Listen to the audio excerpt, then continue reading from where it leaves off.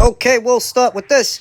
Cruz defeats Hironori Mishiro by way of a 5th round TKO.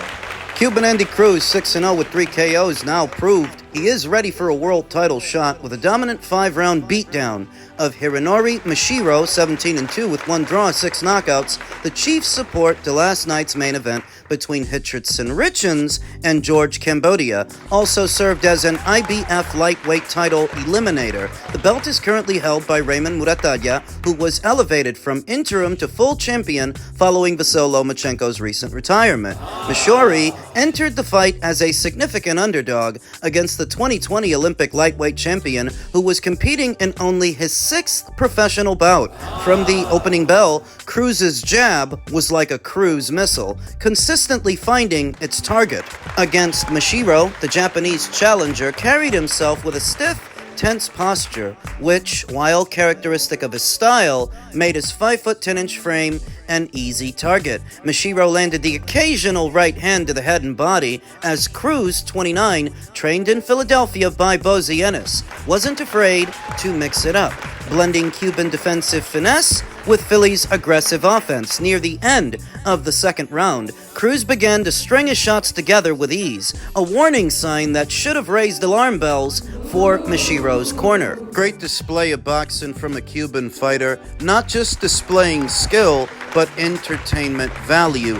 Cruz teeing off on Mishiro, stringing punches together. This new generation of Cuban fighters differ from their predecessors. They're not as defensively minded or skittish as Ragondiao or Erislandy Lara were. You're talking about Tellez, you're talking about Morel, you're talking about Cruz. In the first minute of round 3, Cruz showcased his ability to attack from range with a long right hand, allowing him to close the distance and unleash a barrage of punches. Mishiro's chin was exposed, his defense virtually non-existent. By turning his head to the right, he left himself even more vulnerable, and 2 jolting right hands sent him to the canvas with over half the round remaining. Cruz continued to turn his opponent with punches, bloodying Mishiro's lip in the process. Just before the bell, whipping left hand and right hook combination floored Mishiro again, though he managed to return to his feet and stumble back to his corner,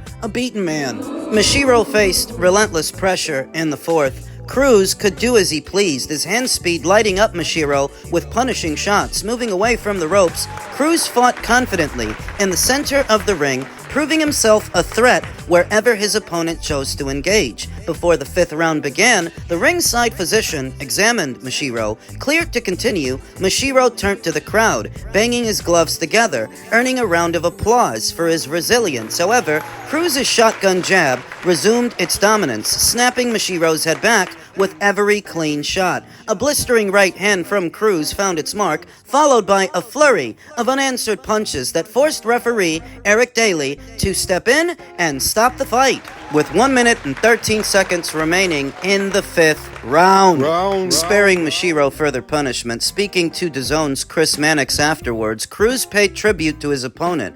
I didn't know a great deal about him. The last few weeks I've been looking at bits of him, some tapes, but I have to give him great respect. He was a warrior in there, and I really thank you, but tonight was my night. He did surprise me a great deal, Cruz added. He was really strong. He was a fighter that could withstand a lot of punches in there, but I just continued with my fight plan and ended up getting the job done tonight. El Diamante couldn't resist a jab at former WBO lightweight champion Keyshawn Davis.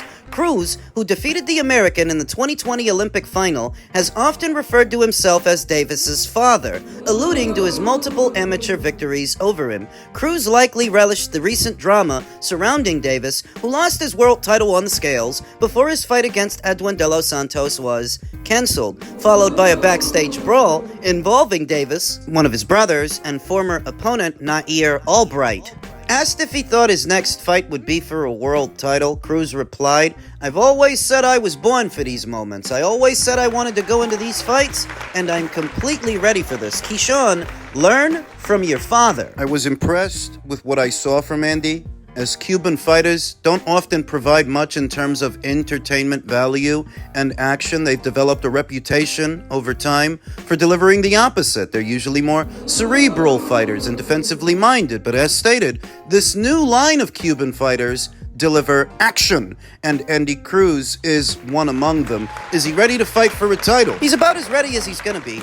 Andy Cruz, out of the amateurs into the pros, debuted at 27 years old. They're moving him fast because they have to. He's 29 now. The guy's pushing 30. Showing great ability in there, transitioning from a more amateurish style to a pro style. I would say that Andy here and now is about as ready as he's going to be after only 6 professional bouts. Can he beat Raymond Muratalla? They went up the right path. They went up the IBF route, providing some assurance that the IBF will do their part to ensure that the fight happens. It's up to Raymond to comply with the order, which is sure to come down now. Sort of a 50-50 fight, because Raymond Muratalla is more experienced as a professional than Andy Cruz is, even if to the eye he doesn't appear as talented, as fly and flashy as Andy. He does have more fights. He does have more rounds in the bank. You could argue he is better than anybody that Andy has fought so far. Certainly better than the last guy. I lean towards Andy Cruz to win a points decision against Raymond Muratalla based on how Raymond's been looking his last 2 fights. I didn't like how he looked in the Tevin Farmer fight, and I didn't like how he looked in the last fight. Kind of flat. I favor the speed, the athleticism, and quick combinations, the hair trigger punches from Andy Cruz over the boxing and the flat performances of Raymond Muratalla. This is a fight that Matchroom and Top Rank are going to have to put together between them, unless Raymond's going to cough up the red and gold title so soon after having won it. He is forced to comply or forfeit the title. I'm sure that Top Rank had it in their heads that maybe they could do a unification match between Raymond Muratalla and the winner of Abdullah Mason versus Sam Noakes, which is likely going to be Abdullah Mason. An in-house affair, but it would seem that Andy Cruz is crashing that party, and Raymond may be forced to contend with him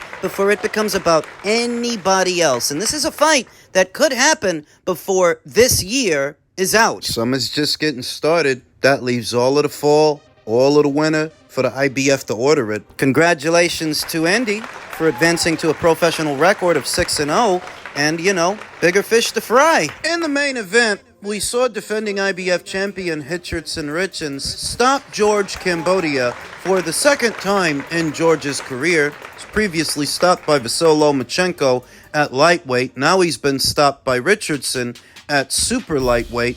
No real surprises. Anybody who knows anything about boxing knew that between Richardson's generous height and length and his defensive style, and George being a naturally smaller fighter, only 2 fights into his super lightweight campaign, getting close enough to Hitchins was going to be difficult. Close enough to land a punch. Told the story of the fight, got off to a slow start. Hitchins landing the jab at will and rolling punches off the shoulder. Whenever George did get something out and get something off, he tried. At the start, he just couldn't get close enough to this guy to land anything. Hitchins painting his face with his lead hand, landing many jabs at the start.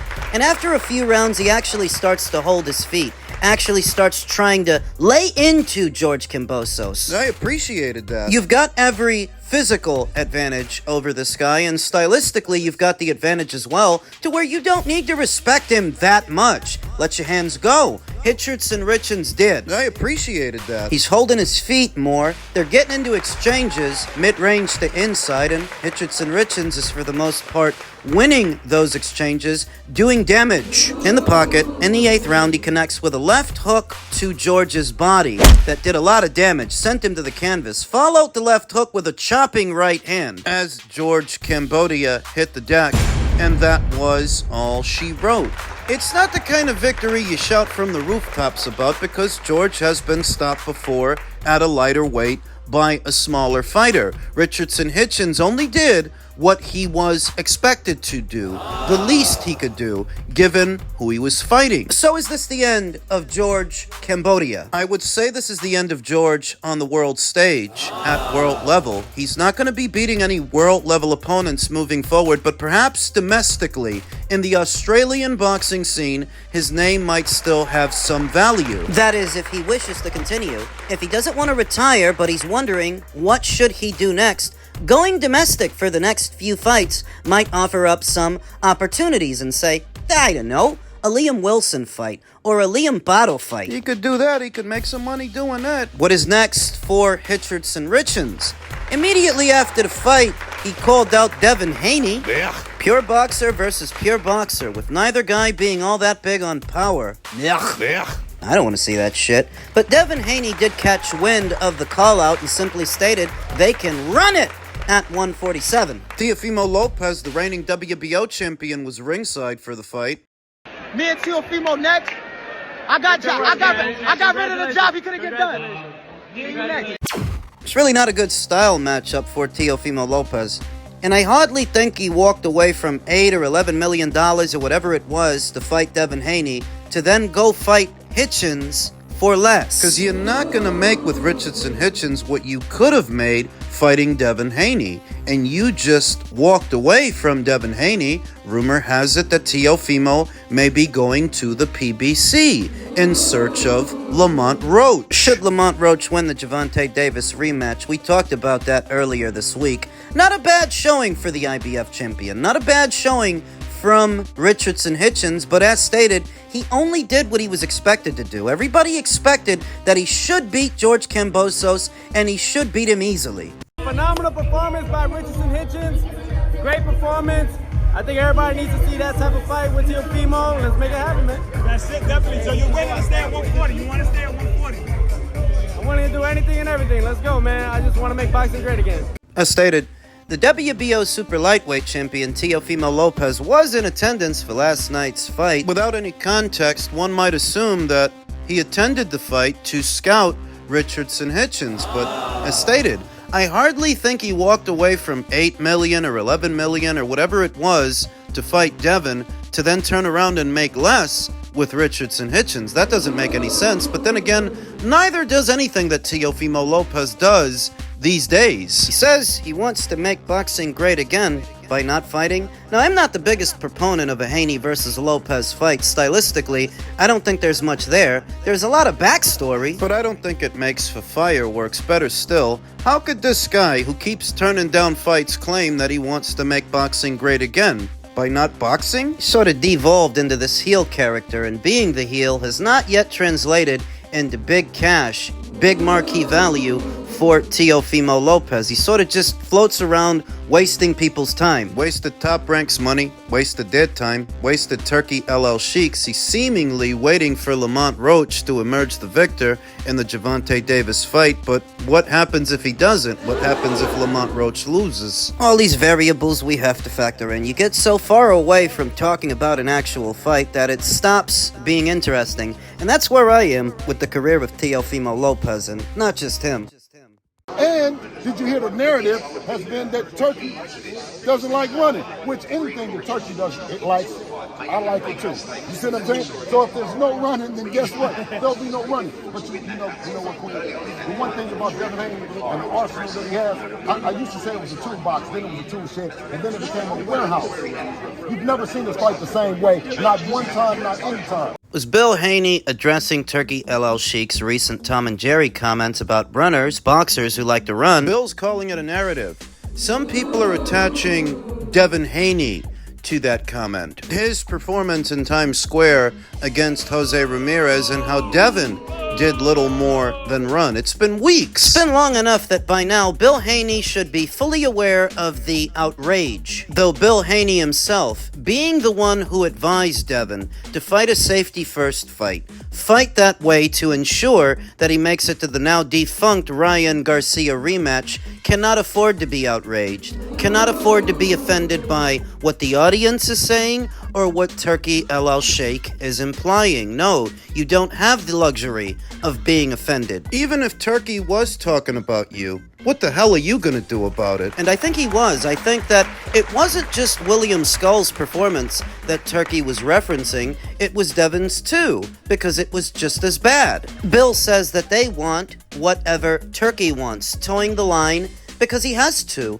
Turki LL Sheikh at this point is the only one that can pay Devin the kind of money that he is looking for. Top Rank is not gonna pay you what Turki was gonna pay you. Matchroom won't either. Turki, if he can still find use for you, is probably the only one that's going to pay you the kind of money that you're looking for. The question is, does Turki still want to use this fighter? And even if he does, use him for what? The Gervonta Davis fight is not going to happen. Teofimo walked away from it. Rolly rather wait on the winner of Barrios versus Pacquiao. To where even if Turki wanted to keep using Devin in his shows, who would he have him fight? Fight who? I think that Devin has been living a sort of charmed life. The money that he started making when Matchroom debuted in America, and they were guaranteeing him in the neighborhood of $3 million a fight. Well in excess of what he could generate, well in excess of his market value, for no other reason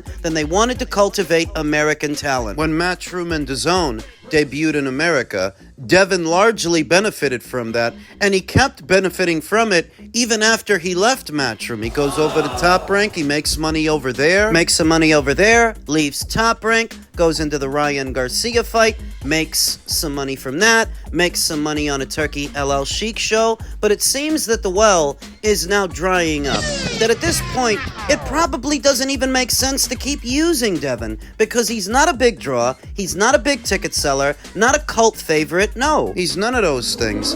And without the dance partners, is anybody really interested in him? I'll tell you the truth that Devin could never box again, and I wouldn't bat an eyelash over it. It's not just Teofimo's career that seems like a stale conversation, it's Devin's too. You think about this fighter, and what are you getting excited about when he doesn't even have an exciting style? What's supposed to hold you to this fighter and keep you interested? Being honest, I'm more interested in, say, Sugar Nunez or Abdullah Mason. I'm more interested in Andy Cruz at this point than Devin Haney. And as fast talking Flava, you better talk faster because you guys are up Schitt's Creek without a paddle. You've got a lot of demands, but not a lot of appeal. There's not a lot of reasons for people to keep paying you millions of dollars To lay an egg? I'm not the least bit bothered that the Haneys as a package, as a unit, find themselves in this predicament. Some of it is not their fault, but a big chunk of it is. It's not their fault Gervonta Davis and Teofimo Lopez ducked them. But that performance against Jose Ramirez was a lot more damaging than they realize. So maybe now it's finally starting to sink in.